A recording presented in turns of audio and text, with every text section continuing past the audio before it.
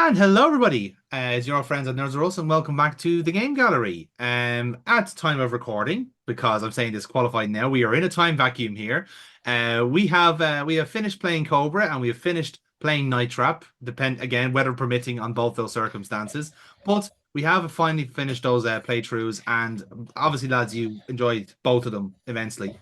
Yes, Especially Cobra. It was a great hit for everyone involved. Absolutely, yeah. We all enjoyed our time with the ducks and psycho guns and half naked women. That was good, wasn't it? That was good Well, fun. the arses were a particular highlight. So, I need to ask because I'm going to be a complete fucking idiot here. Are we not doing Cobra this time? oh my God, Aaron, pay fucking attention! Oh, uh, you're doing so well, Aaron. You really, really were. You know that Fucking nonce. that brain pill that we got you just hasn't worked out, has it? that was a brain pill. Oh, that was not a brain pill. that was No, a different type of pill. it was a pill, not It was a guaranteed to work. pill, yes. It was a pill, yeah. Anyway, so we're here now to Fired. basically. It was a blue pill, trust me. Um, so eh, That's what happened down there. there you go. Yeah, it makes sense now. So what we're here to do now, as is the last time we came to our next selection of games to basically tell the lovely viewers at home what to expect of the next couple of months of Game Gallery content. I'm going to get you two lovely people to pick out our next series of games. So, how is this going to work? I hear you ask, knowing that you have absolutely no idea how this gimmick worked in the first place. But don't worry, No. I have a convenient visual aid that will be with you momentarily. You have my permission to get excited. Should I just lie there and went? I've watched this before. I know exactly what you're going to do. Well, so you clearly remember the game gallery board. That is definitely not taken from Jeopardy at all.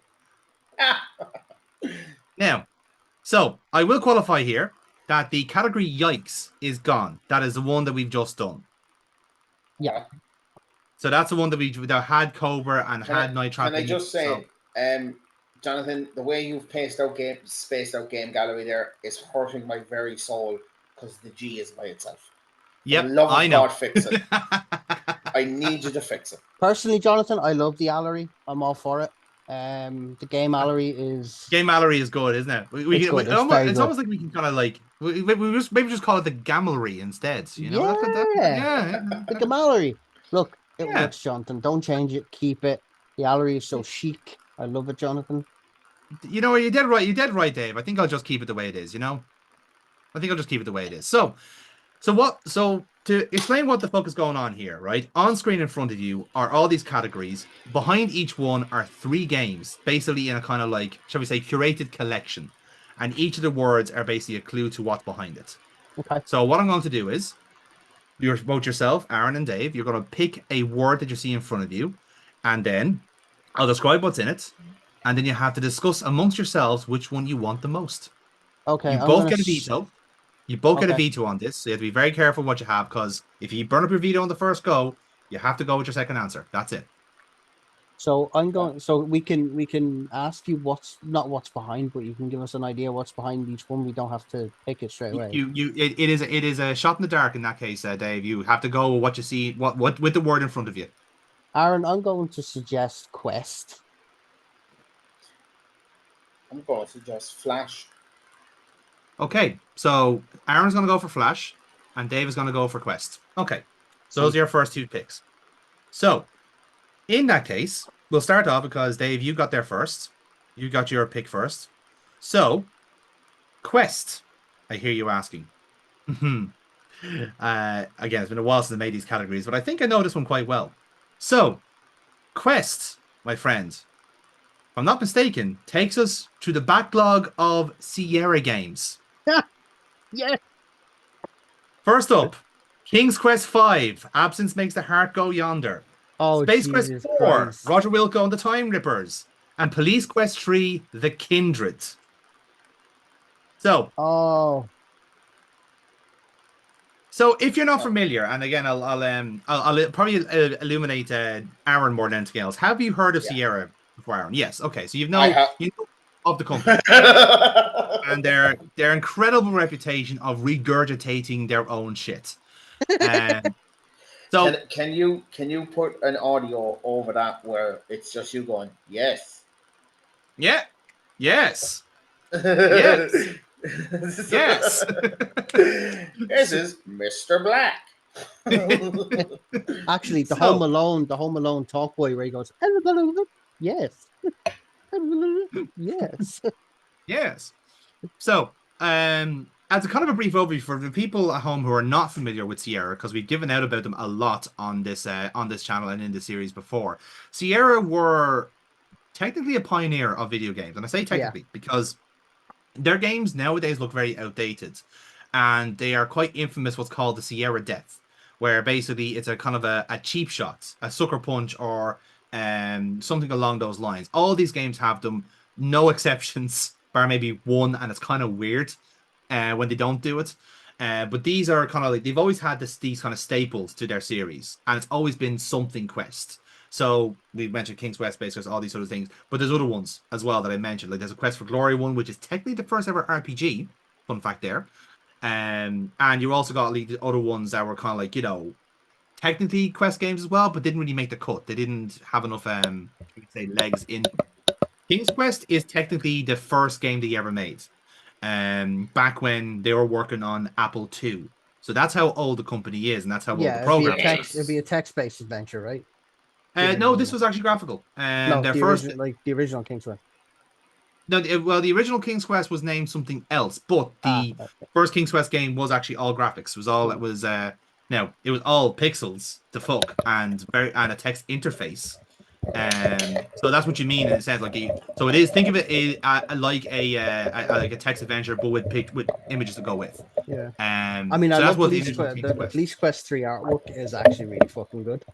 Yes. So this is why I picked these ones in particular because these are technically the kind of the best examples, is what I describe of when Sierra had a bit of a heyday. So a lot of the games previous to this were all done on I think what's called the AGS engine, I think it is, or something along those lines.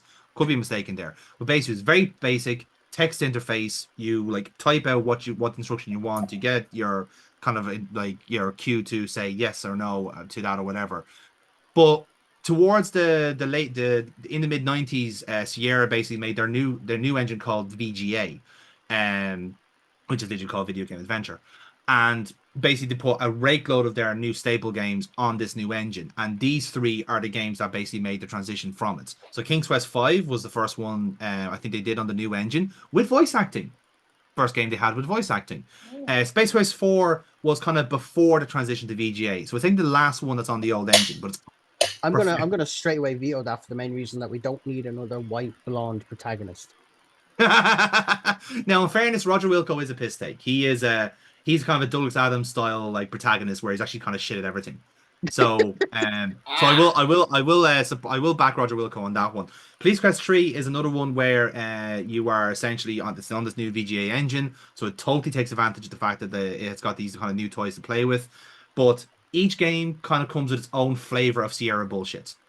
That's the best way I can describe it. All different types of Sierra bullshit. Some of it is cringe, some of it's bad design, some of it is just absolute like dickholy like rules and arbitrations. Because bear in mind, this is also in the era where every game had copy protection and a manual that had a super secret in it. So if you didn't buy the game, once you get to the point where you need your manual, you're fucked.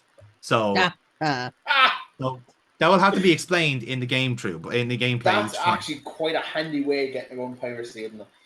That was the way. That was how it was done, Yeah. anti-piracy. It That was is the a only way. fucking brilliant way. Yeah, that's genius. Yeah.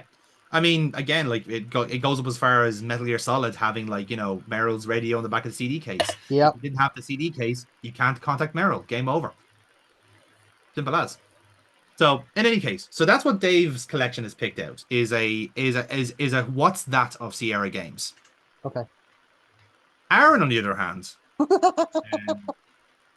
Aaron, on the other hand, has got himself. This is gonna be a super flash-based adventure, like it probably will be an early 2000s website-based game. Like, Dave, did you just say a collection of flash-based games? Because by Jove, you're right. This Oh, is for Newground's fuck's finest, ladies and gentlemen. Oh my Oh, lord. it has to be one of Veto, these. No, it has to be one of fuck these. off. I It remember has to playing be. Sift Heads. Yeah. Now bear in mind, like this is the collection. So we're playing. So if you pick these, you're doing all three. This Oh, is the key. I would love to do these because that first one ambition looks bad enough that it could be really fun. These will all need Mel explaining. But Gibson's interactive mystery. yes. Okay. This is gonna take a lot of explanation, to be fair. But Dave, seeing that you played Sith Death before, you can probably tell us what you remember from it. Nothing. Yeah. It's basically a Absolutely nothing because it was like teen years. Hmm. I can't remember much from then anyway. So Sith Death was basically like it's a kind of a shooter equivalent game, essentially. It's like a shooting gallery game. That's what it used to be called. So essentially it's like you click the right thing and you succeed. But the whole franchise basically kind of paralleled the Fast and the Furious with its kind of aesthetic and presentation and like, content essentially. It was just a massive You rip off gotta, of the okay, you can't keep trying to sell this to me. You Fast. sold it. This You is sold what it. I'm here for. I'm a salesman. You have to choose between these two You could have collections. just said it mirrors Fast and the Furious, and I was already in. Yeah, but with stick figures. Now, so what we'll have to decide though, however, is like these games are stupidly quick, like the Sith Head ones. They're like done in like 10, 15 minutes. So what I'll be doing is basically a supercut of all the Sith Head games all put together. Now not all of them because there's like reboots and like redos and all this sort of stuff. So the core, shall we say the core Yeah. series of Sith Head games. That's what we're going for here, and all the incredible storylines in between then. So that it'd be That's like it. if you were doing Assassin's Creed, you'd already do the core ones that were released on consoles instead of doing the fucking side ones that were on the PSP and stuff like that. Yeah. Yeah, exactly. And that's a good way of putting it. And again, there's like in that case, there's I think like 9 or 10, and maybe a couple of like the newer ones that actually like look nice. So we'll try and sample some of them as well. Yeah, I'm tempted not to be a dickhead here and use my veto on this just to piss Aaron off. You are more than welcome to use your veto to try something else on the board. You are more than welcome to do that. But I'm okay, go ahead. No, it's fine. yeah. So the middle one there, Yeah. the Trapped trilogy. So again, this is a collection of kind of as it were escape room slash point and click adventure games, and they're made by a group called Godlamations, which does look like a very strange name for a company, but God literally is in the title, and they make Christian point and click games. Oh my god. You don't have to sell this anymore. I'm fucking in. Yeah. I'm in. Dave, So don't fuck us. Please. This is a god-based computer game. Yes.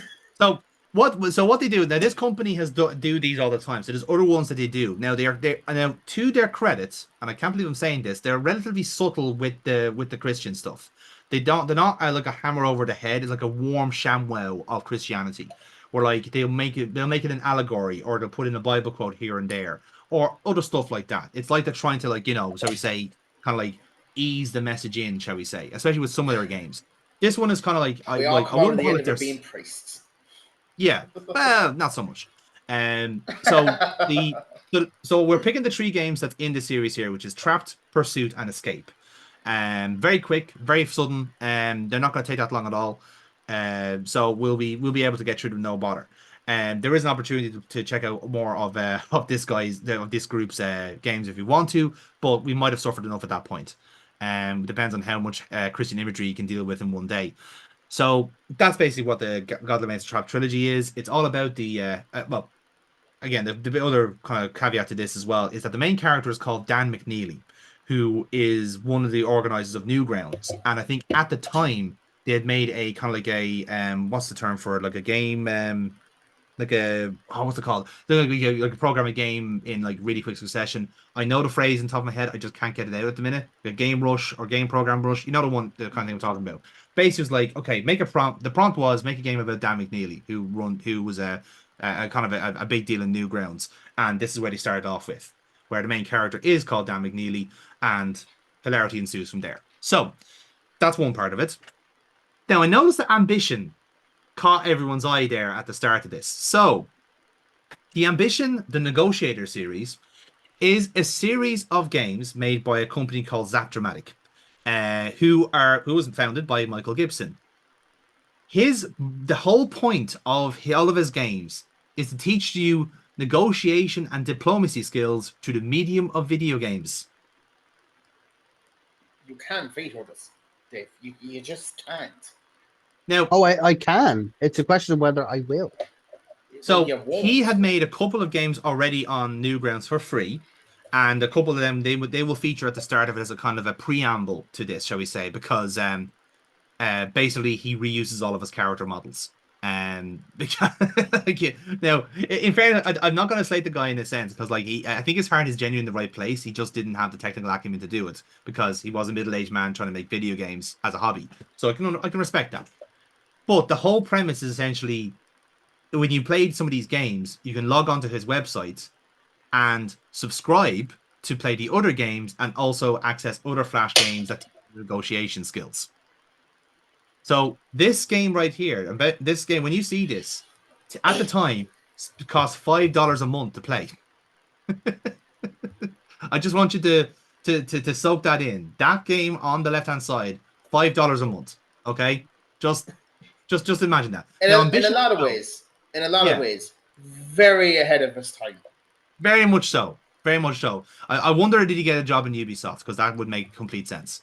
But Ambition itself is his crown jewel. It's his magnum opus. It is a soap opera, for all intents and purposes. And what they do is they basically just cherry pick particular scenes that happen in the story, and you as the player just jump into the role of somebody else in the room.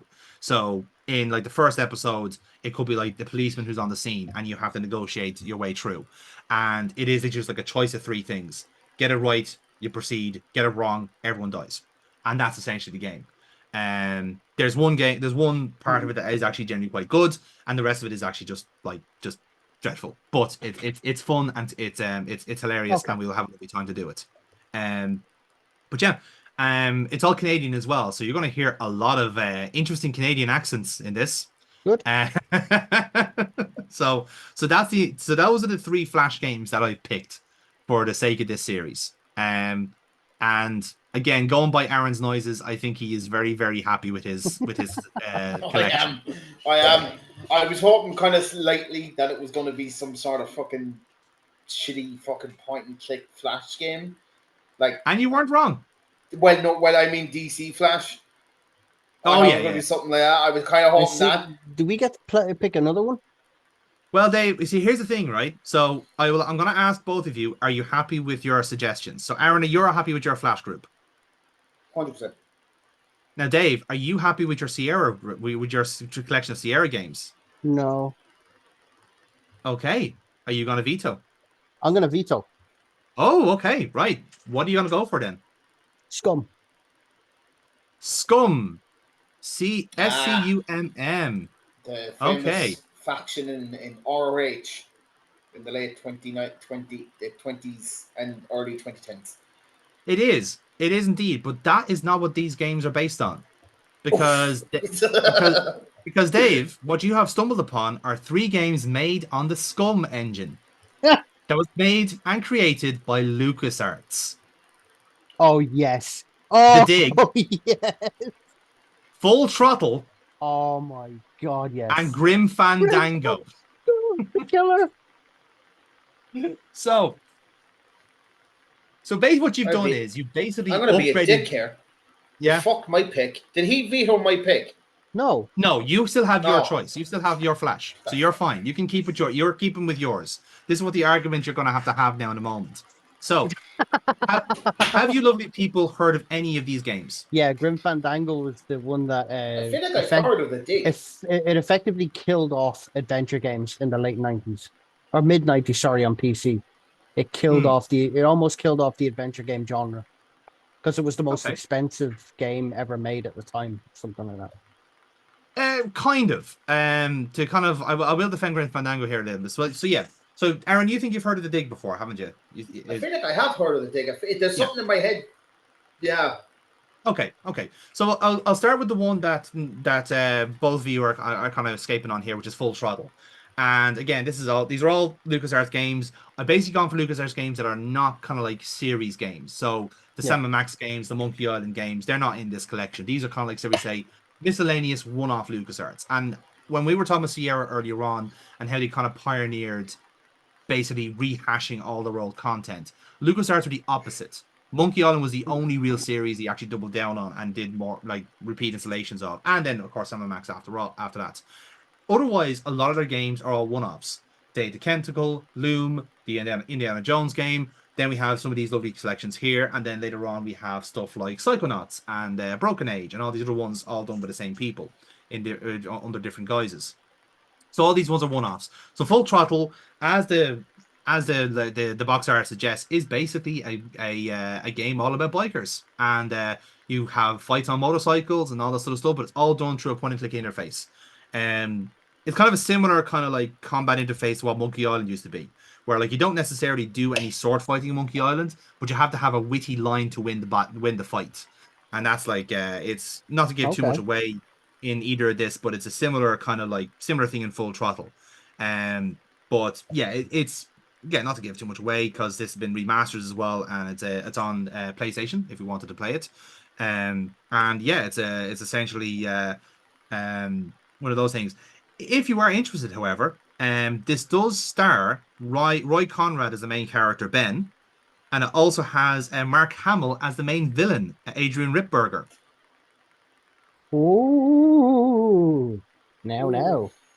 Now, Mm-hmm. now. There is a pull if I've ever heard one. I Good Yeah. draw. was into the other ones because it was just fun shite. But a game with Mark Hamill doing As a voiceovers villain. and it is As the villain. as a villain too. Oh, oh, Here we go, okay. boys. Here we go. Full Yeah. throttle. So Full Throttle. Um, in that sense, so that's Full Throttle. I'll move then on to Grim Fandango then after that. So Grim Fandango is the most recent of the three, and in my humble opinion, after playing all three of these games, it is by far and away the best of the three. Oh, yeah. It is an absolutely sublime video game in any stretch of the imagination. I think it's one of the best point and clicks ever made, and it has one of the best stories of any point and click games ever made as well. It's a wonderful noir detective story. It's a noir love story at the core of it, and it kind of does a bit like what BoJack Horseman does, where a lot of the kind of some of the actual comedy in the game, like it's a very macabre game. It's like going by the design, it's all based on the Cinco de Mayo type of festival. So we are playing in the land of the dead essentially. The main character is called Manny Cavalera, and he is hilariously a salesman for holidays to the afterlife. And the whole point is basically trying to build up enough good karma so that he can basically die himself.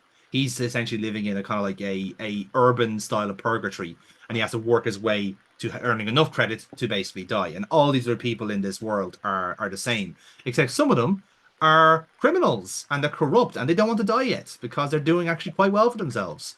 So the game itself is like set over 4 years, and it's a complete epic about like essentially all the characters interacting. Again, not giving too much away, but there's some very lovable characters in this, and one in particular I think everyone's gonna fall in love with because I did the first time. And yeah, I think Grim Fandango, especially the soundtrack. The soundtrack is really gonna get to you. One of the few soundtracks that's been released separately as a CD and now on vinyl. So there you go. Also game now on Switch. So after that then is the Dig, and this is the oldest of the three. And the reason I finished on it is because it's the one actually I'm playing at the moment on the Monday Madness channel. But the reason why it's so interesting is that it has a serious pedigree behind it. So Aaron, you probably did hear of the Dig before, Yeah, I because feel like I did. It is lot. It's a lot to I have that in my mind. yeah. Now the Dig itself, it started off initially as an episode of Amazing Stories written by Steven Spielberg. Yeah. And that was the initial premise. Now, the actual plot itself is very much like Armageddon or Apocalypse, very much like Armageddon. Similar idea. There's a comet hidden coming towards Earth. It is going to hit Earth at some point, and a team of Earth's best are going to go up there and basically try and stop it from happening. And I'm not going to reveal any more beyond that point. Now, what is interesting about this game is that, as I said, it is produced by Steven Spielberg. It is his idea. It was one of the rejected pilots for an amazing story. So instead, it basically stayed on the cutting room floor at LucasArts, or Lucasfilms, I should say. LucasArts took it up and called it The Dig. The game itself is written by Orson Scott Card, who you may know as the novelist behind the Ender's Wall series of novels. So you'll know. So he's a noted sci-fi writer, and the main character, what's his name, Boston Lowe, is voiced by Robert Patrick. So if you wanted to claim to fame there, there's one or two other relatively well-known names there as well in the anime in the voice acting circles, like Steve Bloom. He also features in this as well. So there is quite a lot of pedigree to this as well.